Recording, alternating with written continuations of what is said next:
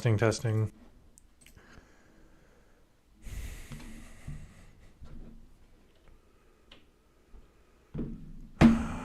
Okay.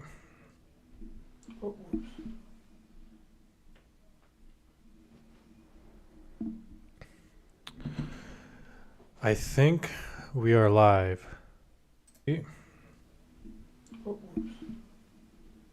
Yes, live. All right, what is good, people? What's good? Got some food right here.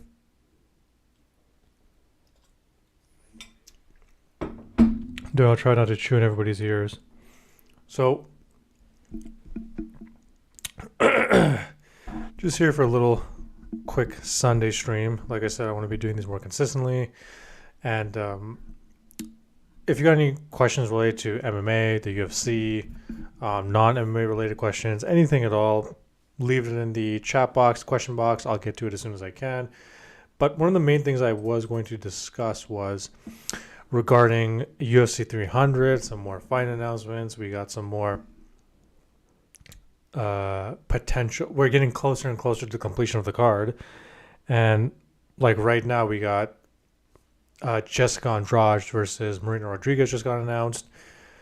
I know Sadiq Youssef, Diego Lopez was announced as well. Obviously, we already know Holly Holm, Kayla Harrison.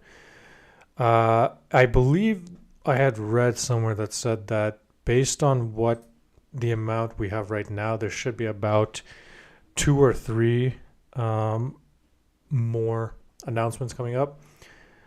Because I believe right now we have 1, 2, 3, 4, 5, 6, 7, 8, 9, 10, 11.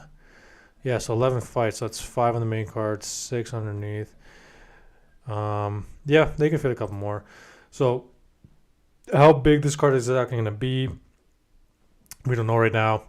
The main event, still don't know that. What's going to be officially the co-main, I believe it's probably going to be the Zhang Weili thing, but although I have a feeling they're not going to make that. My guess is that if they just put a main event and that's it for the main card, no more fight announcements, my guess is they're going to put Gaethje versus Max Holloway, even though it's not a official title, obviously the BMF title. They'll probably just put that as the co-main and say, fuck it. Like, this is obviously bigger than the Weili versus Zhao Nan fight. Just make it the co-main. Nobody's going to fuss or care about it. To me, it doesn't really make the title any less quote-unquote worthy or sort of any notion like that. It's just not that big of a fight. I honestly think that this fight with Weili and Yan, I know they were supposed to go to China, I believe, sometime in December, but they did not for whatever reason. That would have been the perfect time to go to China with this type of fight. Instead, they throw in UFC 300, which is a historic card. And a lot of people are complaining about this and some of the other women's fights, which is one of the topics of discussion today. Especially regarding some people complaining about the Weili-Zhang Nan fight. And then we have...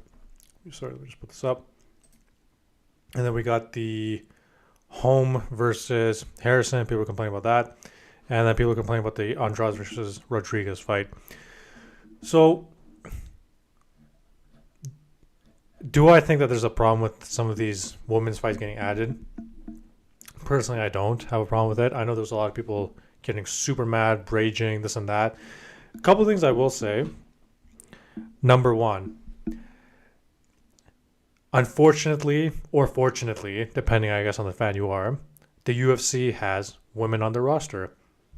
As long as they have women on the roster, they'll be on fight nights, they'll be on pay-per-view cards, sometimes they'll be co-headliners, sometimes they'll be headliners of fight nights, sometimes they'll be headliners, potentially of pay-per-views, depending on their size. Like if you're a Ronda Rousey or maybe like an Amanda Nunes or someone who's a little bit more popular with the fans. Is women's MMA as good as men's MMA? No, it's not. Is the quality the same? No, it's not. Is the skill level the same? No, it's not. Is it as popular? No, it's not. But that doesn't mean that the UFC was not going to put women's fights on the UFC 300. Could they have put Zhang Weili maybe like down here or something like that, maybe as like a opener or like the fourth fight or something. Especially considering how much Dana was hyping it, like this is gonna be the most stacked card ever. Every single fight you're gonna be like, holy shit.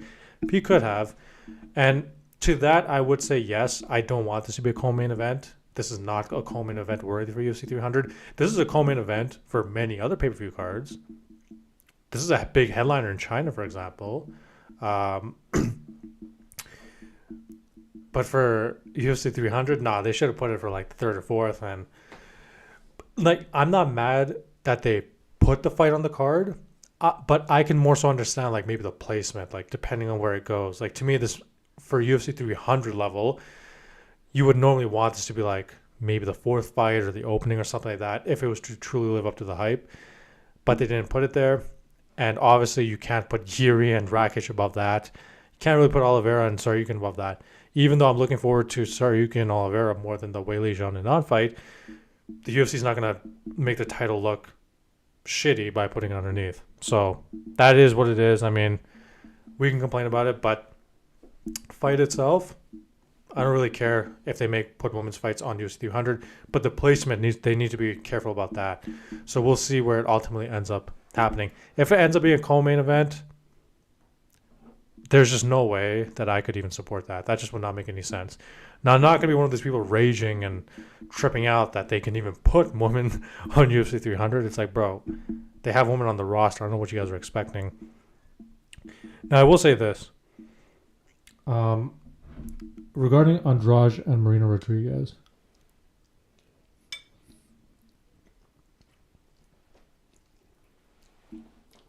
Oh my God. Sorry about that. Again, any questions you have, anything you want to say, anything like that, just leave it into the comment section. So regarding Andrade and Marina Rodriguez, so this fight popped up, and again, a lot of people were not happy about it. I will say this. This is a prelim fight. One of the first, or like one of like maybe the second prelim fight, just after the opening, which could be Chip Miller, Bobby Green. Again, to me, it's like it's a prelim fight. It's going to be relatively exciting or pretty exciting, depending on how it goes. Don't have too much of a problem with that. Holly Holm versus Kayla Harrison. Holly Holm versus Kayla Harrison in any other sort of card could easily be on a pay-per-view card as like a third fight on the card underneath like a main event or a co-main. This could be easily the headliner of a big fight night or like the third fight on a pay-per-view event. Even if it's a big pay-per-view event like a summer pay-per-view, like the one they do at International Fight Week, the one that they do in Vegas in March sometimes, or the one in December. They could easily put Holly Holm versus Kayla Harrison as a third fight, and not many people are going to complain. So the fact that they have a prelims, I'm not gonna trip about that. Like, I understand people are upset. Testing. Oh, whoops. I understand people are upset, but I just cannot be upset about that, me personally. Now, I did see some rumors like Connor. Yeah, so there's the stat. UFC 300 currently features 10 former, interim, or current champions, which is pretty cool. That is a pretty cool stat.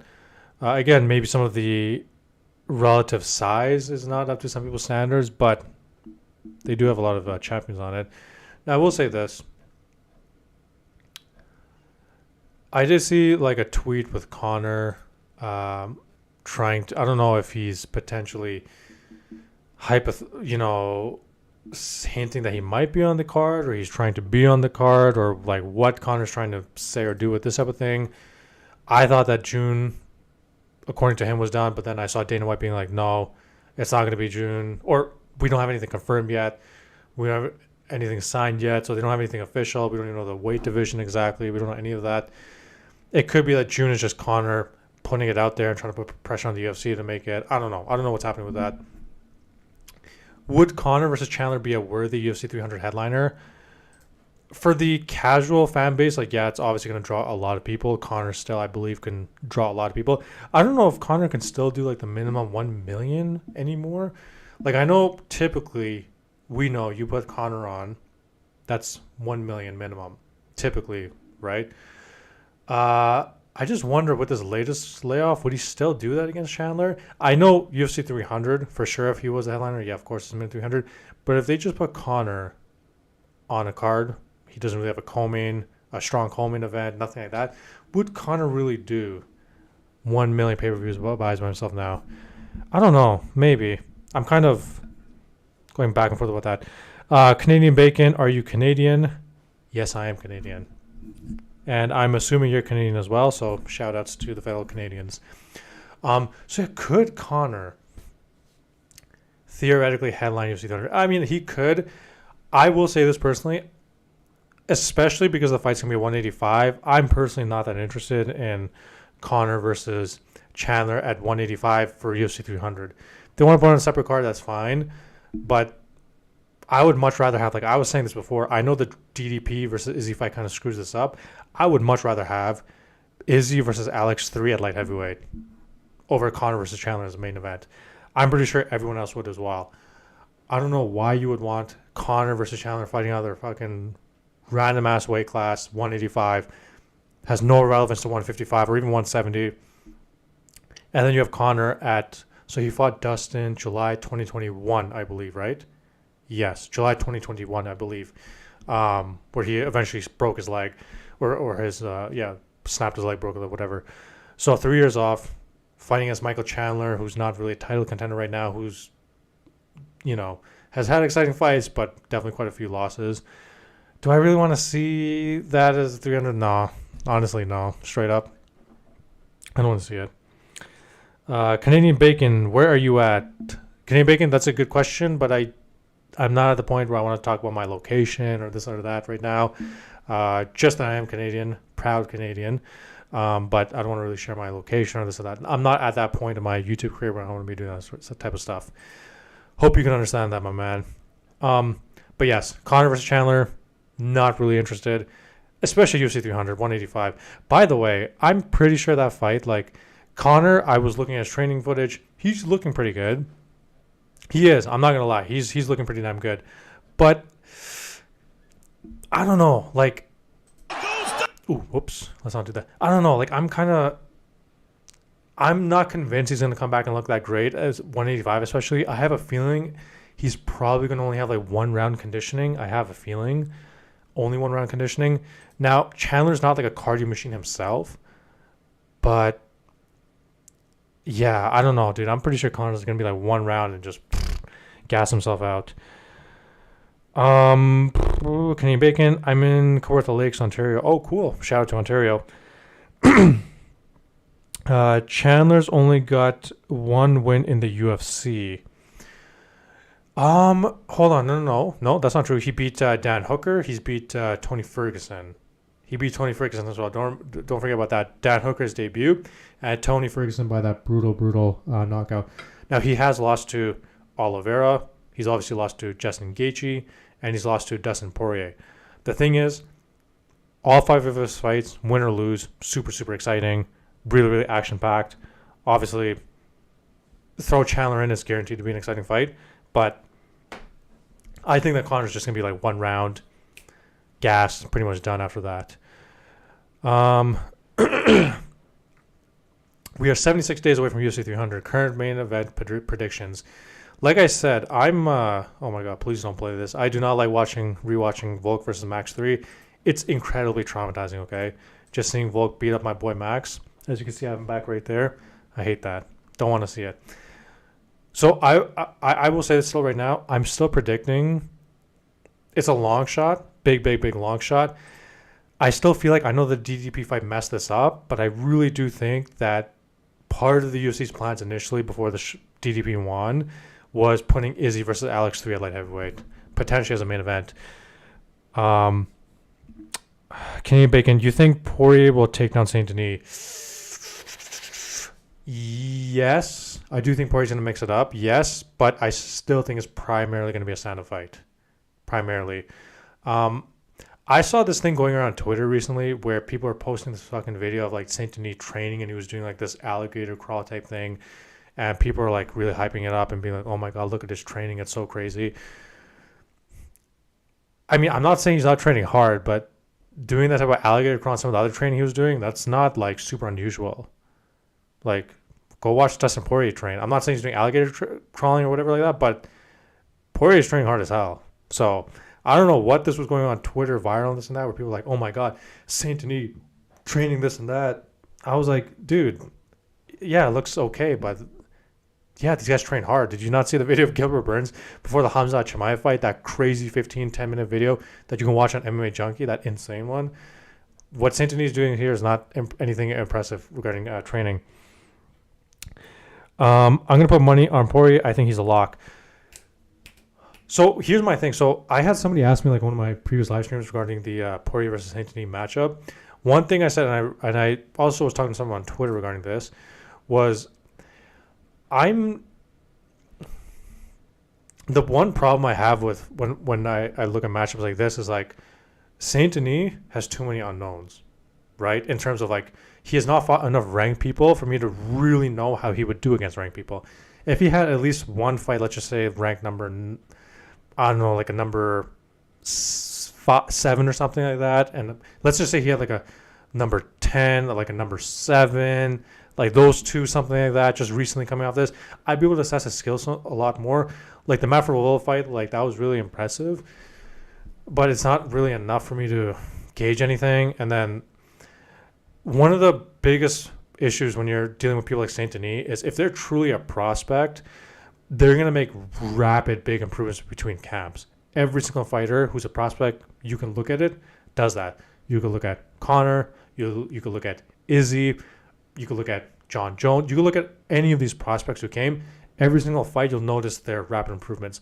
Like you look at Izzy in his fight against Marvin Vettori, for example, versus his fight with Derek Brunson or some of his future fights. Just that little gap, you can see how quickly he was improving. Look at Alex Pereira in his couple UFC debuts versus when he fought against Jan and Yuri, his grappling difference, how much of it's improved. People are really good, can improve like that. So I don't know if Saint Denis is going to be like that. So that's one issue I don't know about. I still do believe that if Poirier is still at his, maybe even if it's not his best, let's just say like 90%, I do think he can beat Saint Denis. I really, really do. But the problem is there's just too much unknown factors. Like camp over camp, if he's truly a great fighter and great prospect, he's going to improve to the point that what I thought of Saint Denis at the Matt Frevola fight, it's not even going to be there anymore. When he fights Poirier, he's going to look totally different. I'm going to be like, oh my God, this is like totally, totally different. So that's the tough part I have with predicting these type of things. Saint Denis has no resume. He went to war the first couple of fights, and there were nobody like Dustin. It's a huge step up. Yeah, so that's exactly what I was referring to. Like, if you look at how Izzy fought his UFC debut, no, not his UFC debut. Let's just put against Marvin Vettori and Brad Tavares. I believe he fought Brad Tavares after Vettori, or was it before? I can't remember. If you remember those two fights, just look at how he looked in them, okay? Then watch his subsequent fights after that. Like how much his grappling started improving, how much his confidence on his feet, because he was getting more confident, his grappling started improving. It was quite rapid, like how much better it got. Same with Pereira. Like if you looked at Pereira in his first 2 UFC fights, and then you ask me, hey, Moose, who would you pick between Pereira, who you just saw in his UFC debut or his second UFC fight, versus Jan Blachowicz? I would be like, Jan Blachowicz is going to take his ass down. There's just no way he could beat him, right? There's just no possible way. Jan's going to take him down. Pereira can't stuff it, and he's going to have a hard time. Now, what did we eventually see? Obviously, he had more fights and more training with Glover and stuff.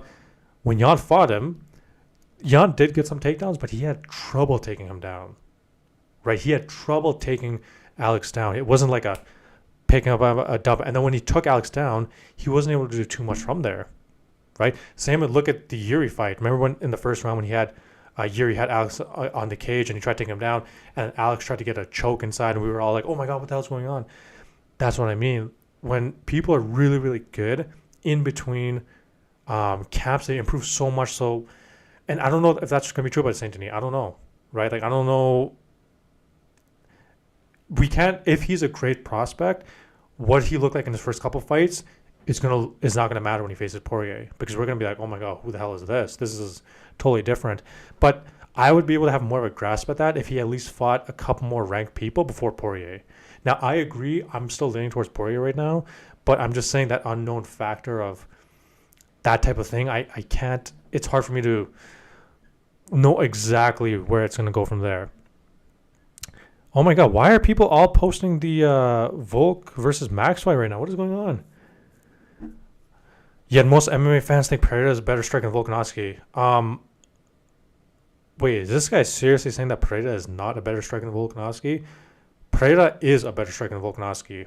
Volkanovski is a very good striker, and I do think that Volkanovski transition to like kickboxing or something, he'd do good. But do I think that he would ever reach the same level of accomplishment as Pereira? No, I don't buy that. I know what you mean. You're totally right. I met Pereira in Toronto a couple weeks ago. I shook his hand. It was huge. He didn't really talk. He just made grunting noises. Yeah.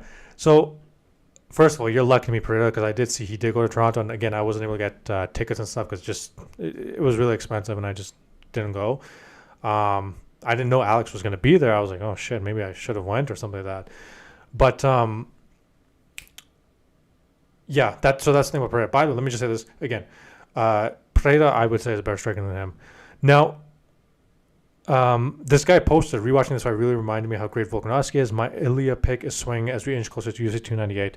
So, that's also like another excellent contest, by the way. The Max versus Ilya. That's actually just coming out a couple weeks ago. And not only is Max Holloway one of my favorite fighters, the guy who beat Max Holloway 3 times, Volkanovski, is also one of my favorite fighters. The only thing I will say about that matchup that's coming up with Volkanovski and Topuria is I'm a little bit concerned about how quickly the turnaround is. Like, I wouldn't say that's the worst knockout I've ever seen in my life. The Volkanovski Islam one. It's definitely not the worst. I've seen much worse than that. Anybody can name that, especially where your head like slams on the canvas. But let's look. October, November, December, February. Okay, so from October to December, December to February, October to November, November to December, December to January, and then to February. So about 3.5, 4 months until from that brutal knockout to facing a really, really, really brutal striker. I haven't made my predictions actually yet, and I'm going to be making videos about exactly how I'm going to pick that type of fight.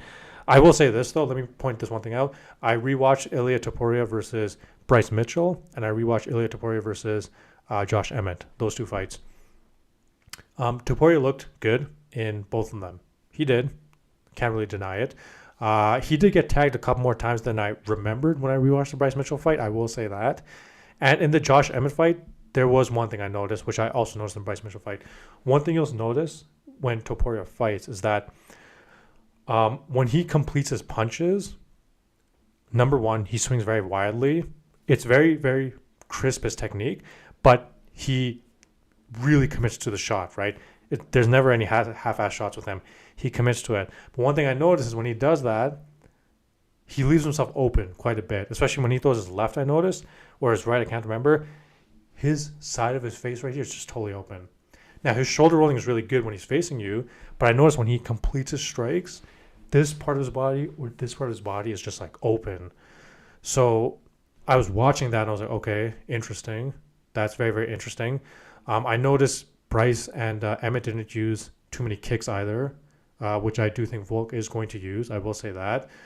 And I did notice that he was getting tagged a little bit more than I had remembered in both of those fights. Part of that is because he stands really, really close in punching range. And he, when he swings sometimes, his defense and guard isn't up right away. Now, I don't know if he'll patch that up before he faces Volk. Obviously, like Topuria is getting better every single fight. But that's one thing I noticed when he finishes his strikes. Sometimes he leaves real big openings, which I think Volk could capitalize. And then the other thing I noticed is like in the Bryce Mitchell fight, he got taken down and then Bryce did control him. Like, he didn't really do anything significant with it, but he got pretty well-timed takedown. And then it's not like Topuria got up right away from that. He didn't take too much damage, but I was thinking, okay, maybe Volk can mix that up as well. Well-timed takedowns. So, Rick Allen, way too many chick fights on UFC 300 already, bro. Rick, I already addressed that, but I'll answer that again in a second. UFC gonna have to change the company name to WFC Women's Championship with all chicks fighting 300, bro. Here's the thing, Rick. Okay, I already said this, and I'll get back to Topuria in a second. I don't even have a problem with women being on UFC 300 because again, they're on the roster. There's just no way that the company was not going to put them on. My only thing is this: if they end up putting Zhang Weili as a co-main event, I'm gonna have a big problem with that. That's just not acceptable. You cannot put. I'm not saying that Zhang Weili is a bad fighter or Yan Zhenan is a bad fighter. I actually think this is gonna be a very good fight, but you just can't have them as a co-main event. That's what I would have a problem with. I don't mind Weili's on the card. I was saying, if she was like the opening fight or the fight number 4, that would be good. But co-main event, I would not be cool with that. And then just to say Holly Holm and Kayla Andrade and stuff, okay, I get it. 2 not very popular fighters. They're on the prelim, so I'll kind of let it slide. But I can understand why some people... And it's going to be exciting too, so let's just look at it optimistically. And here's what I'll say about Holm Harrison. Kayla, I do wish she came 1 or 2 years ago to the UFC. That's number 1. But I was saying this. If it was not UFC 300, Holm versus Harrison, you could put that on any pay-per-view card as like a third fight or something like that. Or this would be like a headliner of a fight night. So the fact it's on the prelims, I'm kind of okay with that. Now, I understand people's frustrations, but I also think you should think about this, Rick, and everybody else. They were never not going to put women's fights on the card. There was just no way they were going to do it. They have too many women. They cannot just fill it up with all men's fights. And they have women who have some level of name who can maybe put on some exciting fights. So, of course, they were going to put them on. But again, for me, as long as they don't put Weili and Zhang Nan as the co-main event, I'm going to be okay with that. They just cannot put this as a co-main. It's not big enough. It does not matter how many people from China might be watching or this or that. They just can't do it. Can't do it. What was I going to say? Oh, yes. Regarding Topuria. Let me just say this, okay?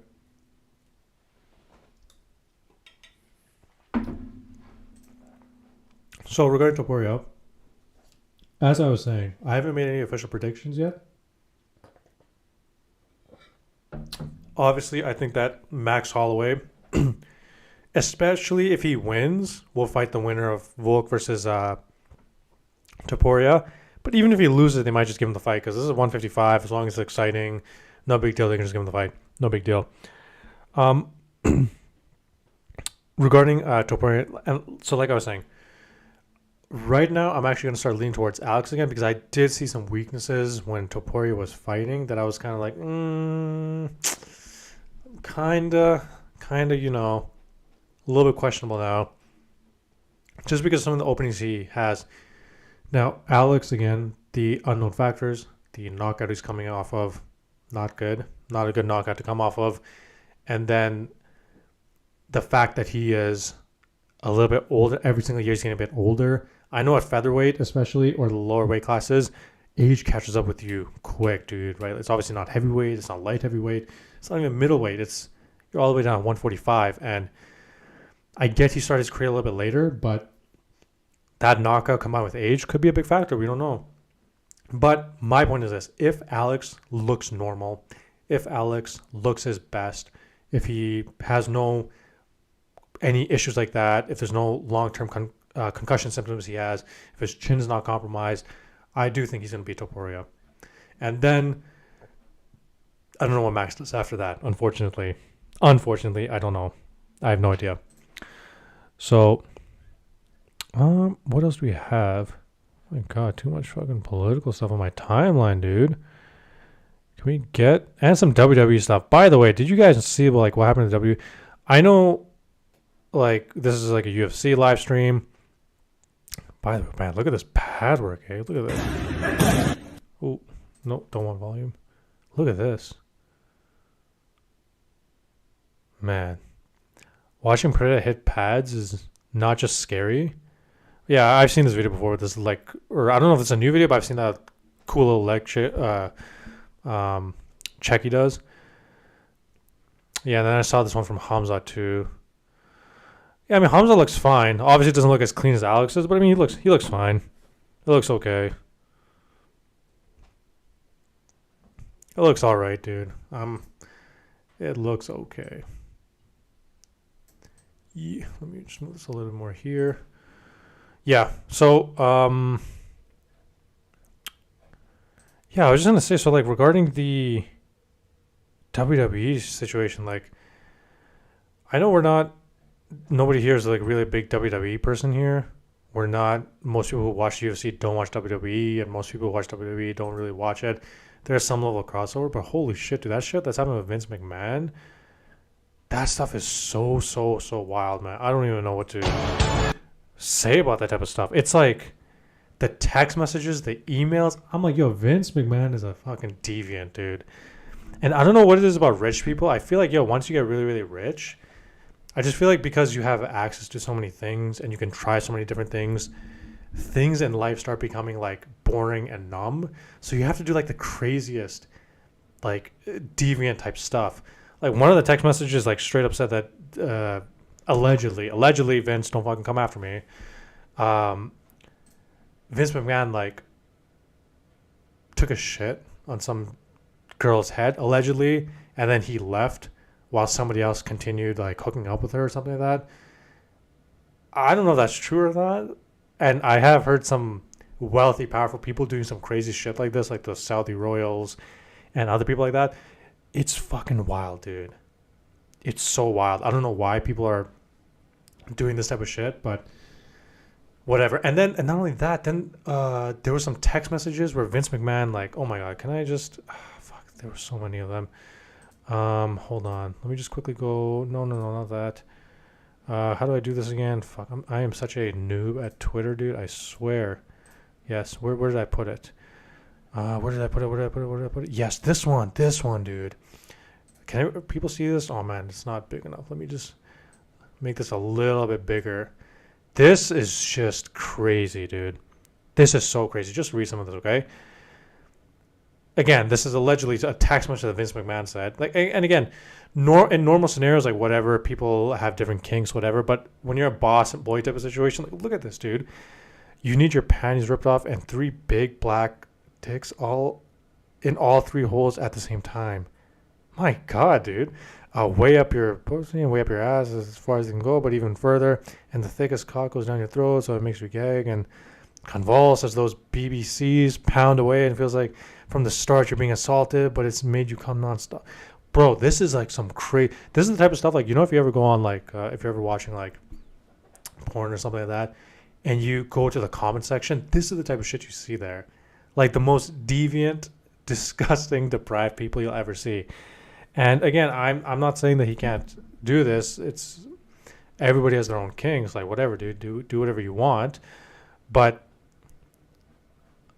I really don't understand why you would do this to an employee, where you can get caught and then get in trouble and then put it in writing.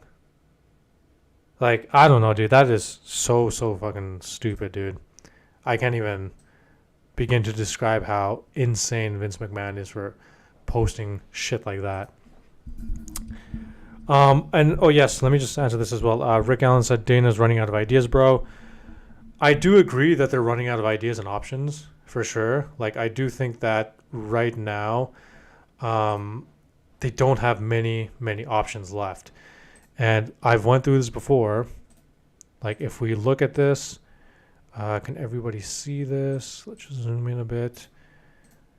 Like, obviously, if we look at who's available right now, Pantoja, he's going to be on, and he's not even big enough, but regardless, he's going to be fighting in May. O'Malley's busy. Volk is busy.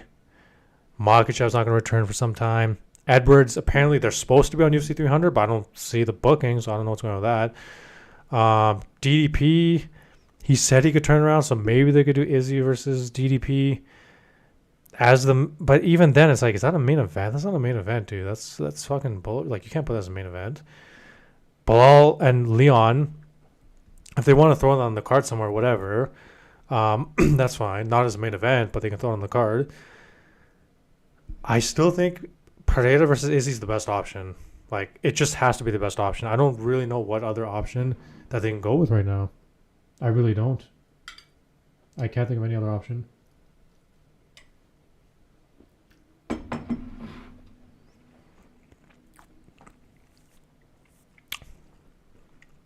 Sorry about that. Just chilling. Because Izzy versus Pereira 3. If you have Izzy versus Pereira 3, okay, and then maybe you throw Leon versus Bilal, okay, and then you have Zhang Weili here, then you have Gaethje, Max Holloway, and then Oliver versus Saryukian. So then you have three title fights, a BMF title fight, so kind of 3.5 title fights, and then Oliver versus Saryukian, which is a really, really sick fight. It's not too bad. Bro, there are many spaces left, maybe 1 or 2 spaces left in 300. It's filled with garbage fights already. So I believe I saw somewhere that it said there's about 2 to 3 spots left. Obviously, the UFC can make however many they want. They can make it a 6-card main event if they want to. Like, there's nothing stopping them from doing that. But here's my thing. Okay, let's say they put Izzy versus Pereira 3. Okay. Leon versus Bilal. Not the best fight. I'm looking forward to Leon versus Shavkat. That's the fight I want to see, okay? But I know they might do Leon versus Bilal. Then you have Izzy versus Pereira 3, Bilal, Leon, Zhang Weili, Justin Gaethje, Max Holloway, Charles. Like, compared to something like UFC 100, is it the same? No, it's not. I wouldn't say so. Like, when you have Lesnar, Mir, and GSP versus Thiago Alves, Lesnar and GSP being the biggest stars, and UFC 200 ultimately kind of fell apart and wasn't that great of a card. If they had how I describe Izzy Pereira 3 and then Bilal, so like three or 4 title fights if you count BMF, and then this, I'd say it's a very solid card, an excellent card, in fact. Is it worthy of their centennial cards where it's just like every 100 year, every century type of thing? I mean, we can debate that. Again, I would put it under UFC 100 in some ways in terms of just like the star power, obviously, having GSP and Lesnar. But if they put those 2 other title fights, I don't know who else they can put. I mean, I guess that's all we can do. Like, what else are we going to do? John's not available. Like, are they going to fucking bring somebody out of retirement? I don't know. Like, are they going to bring Habib out of retirement? Like, if they did that, that would be crazy. But I don't think that's going to happen. Again, I'd much rather see Leon versus Shavkat, but if they do Leon versus Bilal, it is what it is. I mean, Bilal, that's what I've heard they're trending towards. You know, one of the problems, they should have just made UFC 299 a little bit weaker. They should have put, maybe they're not too confident on O'Malley, carrying the card or something like that. But like, if we go to UFC 299, like if we look at that card, if they took, what could they take from here, man? There's a lot of fights they could have taken from here, man. There's a lot of fights they could have taken from here too. Like, to me, okay, Jan versus Yadong on the prelims for UFC 300. It's a sick fight if you throw it in the prelims, okay. RDA versus Gamrot if they want to throw in the prelims, okay, not bad. Holland versus Page MVP if they threw that on the prelims. That would have been, I think they should have done that for sure. Like, again, these type of, I don't know why they put this many. I don't know if, again, maybe it's they're not confident in Sean O'Malley or something. I understand Dustin Poirier and stuff being a good, solid co-main event for that card. I understand why they want to do that. Burns versus Jacket Della Maddalena, a solid third fight. I get it. No problem at all. But to me, after that, you have Blades here, okay? Throw up Chukagian and Barber on the main event. Take Holland and MVP, move them to the prelims of UFC 300 if you have nobody else available at the moment. Just buffer up UFC 300. Take a little bit from this because this is too fucking stacked, dude. Look at this. You can make a beautiful main card with this. Poirier, Burns, Blades, Chukagian. Nobody's complaining. Not a single person's complaining, okay? You could literally move Holland and stuff. Petr Yan, throw them on UFC 300 prelims. Now we have an even more deeper card, right? But I don't know, for whatever reason, they really wanted to stack fucking UFC 299 like crazy. Man, how disappointing is that? Musk versus UFC 300 would save it, bro. Honestly, if they threw that as like somewhere on the main card, I'd be down with it, but we know that's not going to happen. Again, that's one way to save it. They could easily save it like that. But fuck, I don't know. Anyways, any other questions, guys? MMA related, non-MMA related, whatever it is. for any of the cards coming up, any fights, whatever, just ask me and I'll answer it. By the way, I just do want to say this. Sean O'Malley versus Marlon Vera. I'm not very interested in this fight. I'm just saying right now. I don't know if any other people are. If other people really like this fight. Not interested in this fight. There's other people I would have preferred to see Sean against. Maybe they would have been as deserving. I agree. Sure. Maybe not. I don't know. But like Cejudo, for example, who's coming off the loss to Aljo. Okay, I understand. But I would much rather see O'Malley versus Cejudo. Much rather see O'Malley versus Merab. Those two fights. Marlon Vera. I know a lot of you guys like Cheeto. And maybe he's going to win. And maybe I'm going to eat my words. I just don't think Cheeto is an elite fighter. I really don't think that. I know he beat O'Malley. I get it. But when I look at the improvements that O'Malley's made and people he's beat, and then Marlon Vera, I just don't think Cheeto's elite, dude. Like, he's a nice guy. I know people find him humble, nice, this and that. He's nice family. But I just don't think he's elite, dude. I don't think he's going to beat O'Malley. I think O'Malley's going to make it look a lot easier this time. I think I saw Cejudo's picking Marlon Vera, but fuck, dude. No, I'm not trying to be a hater, too. I just don't think Marlon Vera's that good. I really don't. I don't think he's that good. I think he's, like, top 5 maybe material. Like, you can say that. Like, sure. But I watched the fight against Sandhagen. I've seen some of his other fights. Yeah, the Raw Font fight, cool. Like, it was impressive. I'm not going to deny that. But I just don't think he's elite. I think O'Malley's going to beat right through him. And then I'm hoping that Merab fights him next after this. Or I guess the winner of Cejudo Merab, whoever. I'm okay with either of them. By the way, we're talking about Poirier taking a risk. What about Burns? Our boy Gilbert Burns is taking a big risk right here. Look at this. That's 3-11. Gilbert Burns is number 4-11, risking his number 4 status against De La Maddalena.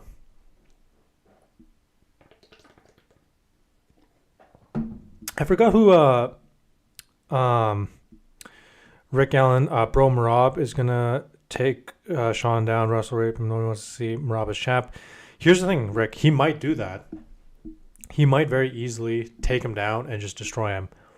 But the problem is that if Merab beats Cejudo, he deserves a title shot, right? Like, we can't stop Merab from getting a title shot. Like, if he beats Cejudo, he gets a freaking title shot. I mean, you can argue even right now he deserved it above Cheeto Vera, but I guess Sean, whatever, wanted to fight him and they made the fight. But you can argue that freaking Merab deserves it more than Cheeto right now. So Vera's in humble, bro. I know he's not humble. Like, he is cocky, he's arrogant. Yes, he talks stuff like that. I'm just saying, like, in terms of trash talking, like, he's just like a family man for the most part. He's quiet. He's not like, outspoken, cocky. He's not like Colby, nothing like that. He's just okay. But I know what you're talking about. He does talk shit sometimes. But let me just say this, okay? Burns versus Maddalena. This is a high risk fight for Burns. I know Jack he had a short notice fight, his last fight. I forgot who it was against. It was a short notice fight. And he looked all right. It was short notice or whatever. Dude, this is a big risk because Gilbert Burns right now. Who did Burns beat last? It was no. He lost to Bilal Muhammad last. Was it? I don't remember. I think he lost to Bilal last, or I can't remember. I don't know if he rebounded against somebody. I don't know. I don't remember. But regardless, Burns gets really nothing from this fight. At least with Poirier, the style he has, he's more popular than Burns. There's some options for Poirier. Burns, if he beats him, like if Bilal Muhammad's a champion, are they going to do a rematch with him? Are they really going to throw Burns in with Leon when you have Shavkat coming up? Probably not. And if Makhachev wants to move up, now that's gone too. So Burns is kind of in a messed up situation too, because this is like, again, at least with Poirier, let's say he beats him, right? They could do a third Gaethje fight at some point, right? If they want to, whether they're champion or not. They could eventually, depending how things go, slide him in with Makhachev somehow, even though I don't think he stands a chance against Makhachev. one last title shot. He's a big name for Makhachev. Maybe they do it. At least there's some sort of saving grace. There's always that Conor fight potentially, even though I don't think it's as likely. Maybe another one looming around. But what does Burns get, dude? If he beats Madalena, he doesn't get jack shit. Literally, his position in the division is not that strong. He doesn't really get anything. Man, this is like both fights are high risk, low reward. But yo, this fight right here is really high. It's high risk and very low reward, like to a crazy, crazy amount. Got to give some props to fucking Burns, dude, for accepting that fight. By the way, nobody's really talking about this. Blades versus Almeida. Whoever wins this is going to be fighting Tom Aspinall. I don't know if people know about this. Whoever wins this fight, fighting Tom Aspinall. That's literally what they're going to do. Tom Aspinall, who's been complaining on... Yeah, how did I get a hair there? Who's been complaining a lot on... Oh my god, why did somebody post this? Oh my god, who the hell posted this? Sean O'Malley has 0 chance against Topuria, and then they post a video of Jay Herbert head kicking him. Bro, come on, dude. That is so out of context, that entire fight. Sean O'Malley he's not beating Topuria. No way. Tom Aspinall, unfortunately, failing to secure any type of title fight. God, I really want to see John versus Tom Aspinall, dude. Fuck the Stipe fight. I don't want to see it. I don't care about... John's going to beat Stipe, okay? He will. Maybe it'll be harder than the Ciryl Gane fight, who I'm still mad about, by the way. Fuck Ciryl Gane for that bullshit performance. Maybe, you know, he doesn't look as good because of the injury, so maybe it's a harder fight. But, bro, one last fight, do it against Tom Aspinall. You win this, you're already the GOAT in a lot of people's eyes. You're the undisputed fucking GOAT for like the next century if you beat Tom Aspinall. To me, he would be at that point. But sadly, that's not going to happen. And now we're going to get Jailton Almeida, who came off the very, very boring Derek Lewis win, and Curtis Blades. A Curtis Blades versus Tom rematch, very easy to do because, again, they had that unfortunate injury that stopped it. Almeida versus Tom, they could do that as well. Almeida, again, no marketing power, no star power, nothing there. Curtis Blades, no star, not as much star power. A little bit more than Almeida, but not much there. So poor Tom Aspinall, even though he gets pay-per-view points, he's going to have to face two not very fan favorite people. Very, very unfortunate for Curtis Blades. God, why can't we just get fucking John versus Tom Aspinall, dude? Fuck. I hate that, dude. I hate that we cannot get that. Hate it. Hate that we cannot get that. And by the way, I do think that there's definitely a good chance that Tom would win that fight, but I would not count John Jones out of that fight. Fuck no. John Jones, like, yo, really, really good chance it happens, okay? By the way, let me see the...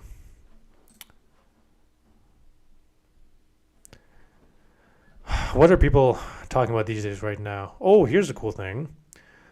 Okay, if we could pick one of these... Let's just make this bigger. If I could pick one of these, right? To be the main event for UFC 300, what would I pick? Let's look at some of the options, okay? So you have Khabib versus Conor 2, Jones versus Ngannou. Who is that? John Jones versus Israel Adesanya, Anderson Silva versus GSP. Oh, wait, no, this is just events. Oh, okay, this is just events in general. This would not be for... No, I guess this could be for just a hypothetical. I'm not going to count GSP or Silva because they're just way too past prime. Adesanya versus Pereira.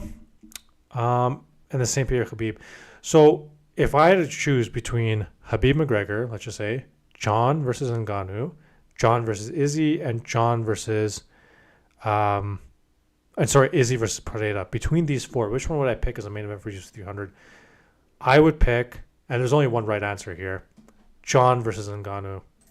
That is the only right answer if they were able to make that. And see, imagine that the UFC did not fumble the stuff with Francis Ngannou.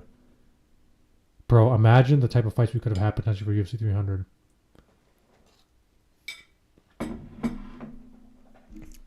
Could have had Francis Ngannou on there, potentially against like a rematch versus John Jones, or maybe Francis after defending his title, defending it against like Tom Aspinall or maybe some other person. He could have been somewhere on UFC 300, but of course they really, really fucked that up. That was fuck. I hate that, dude. I can't believe they're not in it. Oh, here's one of my tweets on here. Oh, look, I mean that's very cool. What else do we got here? Any other updates, news? That was the Kayla Harrison signing. What do we got for the latest?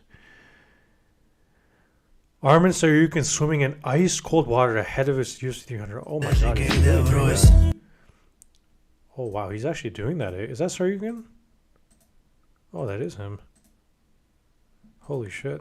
He actually is swimming that. Wow.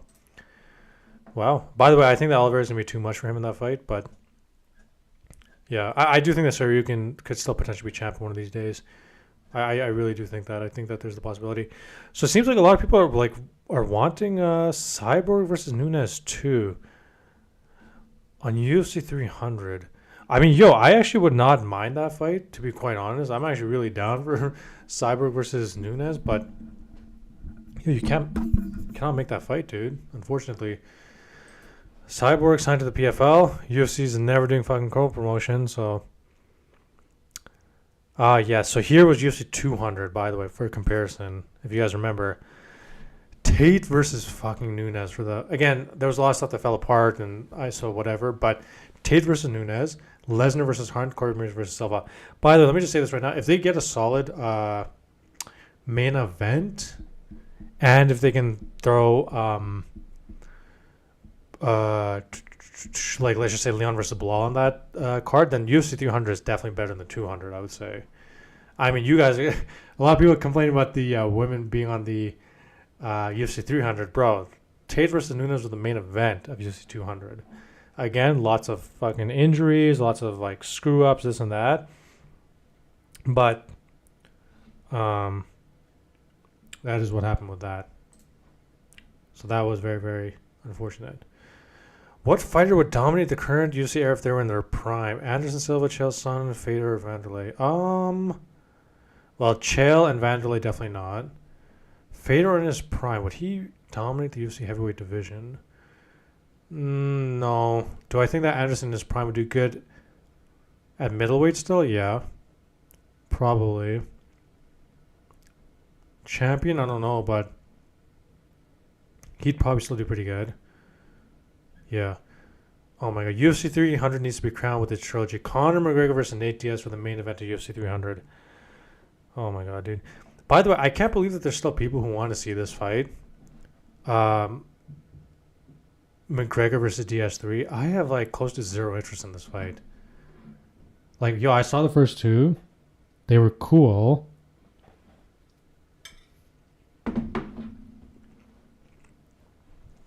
I got no interest. Zero interest from McGregor versus DS3. Especially right now, dude. You have Nate past his prime. Conor, who the hell knows how he's going to look.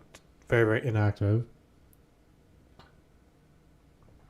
I got zero interest in this fight, especially as a UFC 300 main event. Now, commercial-wise, this would be a success, for sure. I use UFC 300 main event, 100%. I'd still rather take Izzy versus Alex 3 at light heavyweight for the fucking main event over that. So, me personally, I would do that. Rick Allen, even if John beats Aspinall, you can't really say he's GOAT if you want to take PEDs into account. He's a juicer, and we all know it. In my GOAT list, I exclude Noon Juicers. GSP is the GOAT in my opinion. Okay, Rick, so I personally, before John Jones versus Cyril Gahn, I had GSP as the GOAT. And I would argue with people all the time, and people would be like, yo, that's crazy. Why would you have GSP as the GOAT? He's not the GOAT. John Jones is obviously the GOAT. This and that. My argument was always, relative to their accomplishments, they both did good in their divisions, okay? Their respective divisions, John and GSP. However, the one thing I had with GSP at the time was that because he was able to move up in weight, especially after a 4-year fucking layoff and beat Bisping, I was like, yo, look. because of that, I have to give GSP. He's the GOAT, dude. Like, it's not even a debate now. GSP's obviously the GOAT. He went to the second weight class. He has that domination of welterweight, all his title defenses, the ring he had. He's clearly the GOAT. John is not the GOAT. And I would fight people all the time over that. Now, one thing I did not really use in my arguments was regarding the PEDs. And here's the tricky part about the PEDs. I used to disqualify John because of that. And if you still want to disqualify John because of that, I'm actually okay with that. I really, really am. I'm actually okay with that. But there's two things. One, as Nick Diaz says, or was it Nate Diaz? No, Nate Diaz says, everybody's on steroids. Everybody's on steroids. You guys remember the press conference? He says that. Conor gets mad, triggered. Nate comes with the infamous line, everybody's on steroids. I do tend to think that's actually true, that a lot more fighters, because I've been watching for a long time, and I do think that a lot of them just did not get caught. That's one thing. Like, I just don't think it's a coincidence that John, Anderson Silva, just a lot of guys got caught eventually. But here's the thing. So that's one thing, okay, that I think a lot of people are on steroids, but that's obviously not enough because some people didn't get caught, right? Like GSP. And if you did not get caught, I cannot accuse you of using steroids. The only way I can extrapolate it is that I know in many other sports, based on what fighters and coaches and trainers and the knowledge we have in MMA, that most fighters or a lot of fighters either have used or still continue to use. They just beat the system. So I tend to take that. But then the other thing is that based on the adjusted criteria through USADA themselves, my understanding is that, especially for the Turinabol pop that John had, with these new sets of rules, John would not pop for that now. So I know hindsight's 2020, and you can't really go back and change the past because of that. I know, and he's had more than just the Turinabol. There's all the other issues as well. I would say, like, I'm okay if you still have GSP over John, but once John moved up in weight and ran through Sorrel like that, after 3 years off, then I look at all his other accomplishments, and then I try to say, okay, look, I don't like this steroid stuff, but everybody might be on steroids, or a lot of people might be on steroids, so John might have been competing while other people are on steroids. You know, it's hard for me to just not give it to him. It's tough now because I just have to consider all these factors. And I've been kind of blackpilled on that through listening to different people about how many people might actually be on steroids, not just in MMA, but just in sports in general. So now I'm like, can I really give it to him? And then if now the Turinabol thing wouldn't actually pop now, there's that. Plus all his accomplishments. His accomplishments can't solely be on steroids. Maybe some of it helps him. I go back and forth on this. Like, I used to have GSP, and I used to fight people all the time. But then John ran through Sorrel, and now I'm like, I don't know, right? Like, I'm still willing to put GSP as number one. I don't even argue with people who put GSP at number one, but I try to look at it a little bit more differently now. Islam and Do Bronx already have better resumes than Khabib. Both of them accomplished more than Khabib already. In my opinion, Khabib is overrated. So Makhachev and Do Bronx already have better resumes than Khabib. Let me think about this. Do Makhachev and Islam have better resumes? Okay, so Oliveira, Gaethje, Poirier, Chandler, all the other people he beat. He faced Makhachev. Then he beat Beneil. Yeah, you can argue that, sure. And then at lightweight, okay. And then Makhachev, he's beaten Gaethje, he's beaten Volk twice.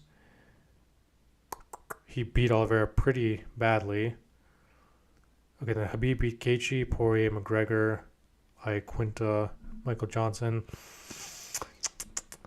Here's what I'll say. I would have to think more about this.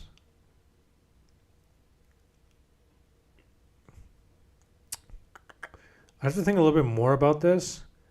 I will say that the only problem with Oliver's resume is because of how many times he's lost. you can't put Oliveira in that same exact thing because Khabib's been undefeated for so long. But at the same time, Oliveira's fought a lot of fucking good people at the top now, right? And now he's about to face Saryukin too. If he beats Saryukin now, and then he faces for the title, especially if he wins the title again, yeah, then definitely. And then Makhachev beating Volk twice and then defeating Oliveira. Because before that, remember, he beat Bobby Green and Dan Hooker and stuff. So beating Volk twice and Oliveira versus beating Gaethje, Poirier, McGregor, and Quinta. Yeah, I don't know. I don't know if I'd say Makhachev is past Khabib's just yet. I'd say if he defends it against one or two more people, I can talk about it more. But I think right now I'm going to say, I don't know. I don't know about that.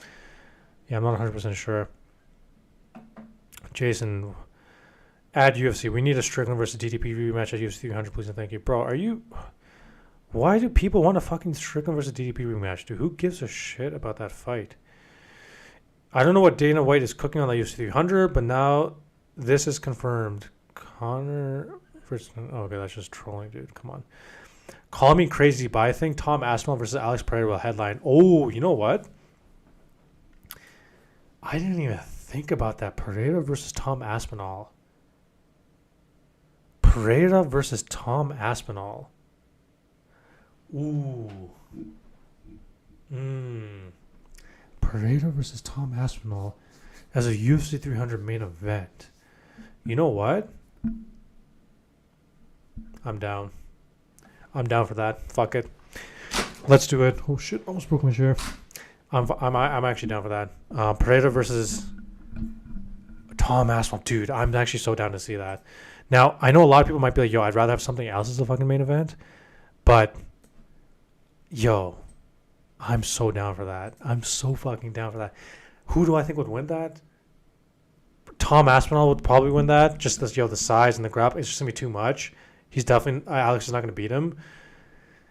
But yo, if you have Tom Aspinall as the headliner, and let's say you throw in Leon Bilal, and then you have Jean Wally, then you have Gaethje Poirier, and then Oliver versus Saryukin.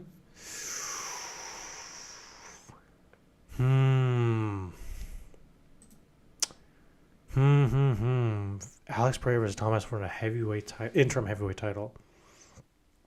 Because if Pereira wins, that means he'd be fighting for the heavyweight championship next. Or if John vacates, Pereira would automatically become the heavyweight champion, and then he'd be 3-division champion. Holy shit, that is true. Rick Allen, it's not the main event because it's just an interim title, bro. The Chinese girls are still above that fight. They're the main event. The title is the main event, bro. I don't know, dude. Like, for me personally, I would definitely put Pereira versus Aspinall above, even if you didn't want to put it as a main event, okay? Let's say you didn't put Pereira versus Aspinall as a main event. Even though it's not the official title, I just think for marketing purposes, you have to put it above the women's title. I know that it would like make it seem kind of weaker or whatever, like this and that, but I just think you got to do it. Like, fuck, I think you got to do it. Also, Tate versus Goggins for UFC 300 main event. Who you got? Tate versus Goggins. Yeah, it's a fucking stupid question. Probably Andrew Tate. Like, he trains more. I mean, Goggins can run a lot. That motherfucker can run a lot, but no, I would not put him above freaking David Goggins. But yeah, no. Like Rick, like what I was saying, I would put, even if you don't put a main event, I would put it above, maybe as a co-main, above Whaley and Jonan. Again, makes the title look weaker, but I say fuck it. Just do it. I'm okay with that. Masterclass and Volk, even after the loss to Islam, I don't think he's losing the belt anytime soon. Again, dude, too many people posting fucking Max versus Volk highlights about that shit. Okay. Am I the only one who will be pissed if Conor versus Nate is the UFC 300 fight? No, I would be pissed too. I do not want to see that fight at all. That's a bullshit main event. I would not want to see that. I have zero fucking interest in that one. Zero interest. Oh, man. Yeah, and this is the one that UFC tweeted. And you know what? This is the thing that UFC tweeted. So this kind of indicates that the BMF title is the co-main event. Like, if you look at this, this actually shows that the BMF title is the co-main event as of right now for UFC 300. So that would mean that they put the BMF title above the strawweight championship, which interesting. And the other thing I noticed is that they put Cater Sterling here on the main, and then they also put Figueiredo and Garbrandt on the main card. Now I don't know if this is actually how it's gonna be structured. I'm going to more so focus on that, but yeah, damn, that's pretty crazy that they're gonna put the BMF above that. I mean, again, marketing power wise, Gaethje, Holly more well known, but yeah. Canadian Bacon, MMA Guru versus True Jordy. I don't know. Like, do either of them train? I have no idea. I have no idea about that. True Jordy or this or that. I know True Jordy has a very... Isn't he the Brit Bonger with a very thick British accent? I think he's that guy. But I don't know if either of them train, so... Yeah, that's pretty crazy, dude. The fucking BMF title is the co-main. Wow. If the UFC actually does, that's interesting. But, again, I don't really mind. I really don't mind. Bo Nickel says Khamzat Chimaev doesn't deserve a UFC middleweight title shot. Yeah, I mean that's definitely true. Bo Nickel, yeah, that's very, very true. He does not deserve a title shot at all. But yo, they might do that though. You never know. If Izzy does not want to return right now, I don't think they'll do the Strickland rematch, and then they'll probably just fucking throw Khamzat in, like straight up. Yeah, Guru training right now to call someone on next year. Oh, that's interesting. Habib never lost, bro. Yeah, Habib's never lost, but again, just because you haven't lost doesn't mean that your resume is the exact same. If Oliver and Makhachev just continue beating top guys, you could just say at lightweight, their resume could be better. But right now, I don't know who I'd put much higher the other. But yeah, let me just say this right now. If Adesanya doesn't take this DDP fight, they're throwing Khamzat in. 100% they're throwing Khamzat in. It's not even a matter of Strickland rematch. There's Jared Cannonier out there. Whoever else they want to throw in. It doesn't matter. Khamzat can leapfrog Strickland. He'll leapfrog Whitaker. He can leapfrog Costa. He can leapfrog Cannonier. He can leapfrog all these guys and fight them. Normally, I would say that the winner of Whitaker-Costa should fight DDP, especially... Well, actually, I don't know if it was Whitaker. He just lost to DDP. Maybe not. But yeah, so... Mainly, Khamzat, they're tossing him in. 100%.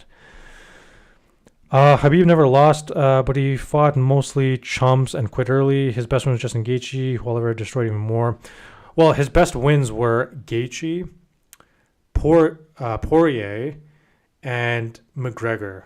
Right? And that was McGregor at a time who, sure, it was after he vacated the title, did the Floyd Mayweather fight, but a better, I don't know how you want to argue it. Maybe you could say I don't know if you can say more committed to it now or less away from the game than he was now. But I'd say those 3 wins are pretty solid.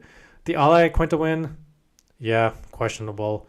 But then I would say that Makhachev beat Oliveira for the title, who was way better than Ali Quinta. Right? But then I would also say before that, Makhachev fought fucking Bobby Green Bobby Green, Dan Hooker, stuff like that. So, yeah, I don't know.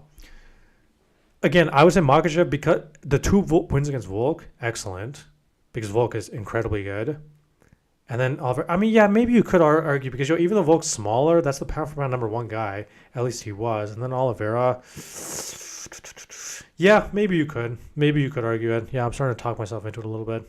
Maybe. Oliveira redeemed his losses by going on to win the belt, so who cares about some losses? True. True. That is true that he eventually won the belt, which makes his story even better. But if you compare someone who has, let's say someone like GSP, who only has a couple losses and his title reign, and then let's say Oliveira gets a couple more title wins, but then he has all those losses, you would say, if we're talking strictly division specific, yes, Oliver has an incredible resume, right? But then if you say career span wise, you have to take the losses into account a little bit. You just have to do it. But yeah, I don't know. I'm kind of talking myself into it. Maybe Makhachev. Yeah, maybe you're right. Maybe Makhachev does because the 2 wins against Volk, especially the last one against short notice. But and Volk is small, but yeah, that's fucking pound for pound number one. That was an impressive ass win. So yeah. Are you excited to watch the UFC 300 Snorefest? Bully B, let's go 15 minutes nap. Yeah, Bilal. Yeah, probably is gonna end up being on UFC 300. But he's probably might be like the third fight or something, fourth fight, something like that. I don't know. We're getting a heavyweight matchup for the main event UFC 300. Again, not a bad prediction. The only heavyweight matchup could be like I mentioned, Aspinall versus somebody for the interim title. Other than that, no, there's not going to be anything like that. No, definitely not. Definitely not. The only main event that'll blow people's mind for UFC 300 is if Team Khabib is on the card for UFC 300. Anything else will be underwhelming. I'm pretty sure right now, like no matter who they put as the main event for UFC 300, it's going to be kind of underwhelming. Like I don't think we're really in a position now because of who's available. They can make it like an spectacular. So I think we just have to adjust our expectations and be like, yo, look, it's not going to be probably an amazing main event. Maybe it'll be a very good main event, but nothing that's going to blow us away, right? It's not going to be like Lesnar Mir. Like when they tried to make it Conor versus Nate, the rematch for UFC 200, probably not going to be that size. So I think we should probably just manage our expectations and be like, it'll be really good. But that's what I'm doing. I'm kind of managing my expectations now. I'm saying, yo, look, it's probably going to be very good, but not excellent. I don't think it's going to be an excellent main event. Again, maybe Dana will do it. And he says they have some options, but I don't know. We'll see. Hey, DC MMA. There's been a lot of buzz about UFC 300 rumors swirling around Conor McGregor versus Nick Diaz. Or you mean Nate Diaz? He probably means Nate Diaz. I don't think they're going to fucking do that, dude. I don't think so. First of all, I'm pretty sure they're giving it to Chandler. Second of all, it's like, yo, who the fuck wants to see Conor versus Nate 3 as a UFC 300 main event? Not me, dude. I definitely don't want to see that. Okay. Anyways, I think I've been going for quite a while now, so I'm going to cut it. I need to go eat and do some other stuff right now, get some work done. So thank you, everybody, for watching. I'll try to do some more later this week. We'll see what it is. Pump out some more content later on this week as well. We'll see. So thank you, everybody, for joining. Hit the like button if you haven't already. I'll catch you guys later. Hope you enjoyed the stream. I'll catch you later. Peace.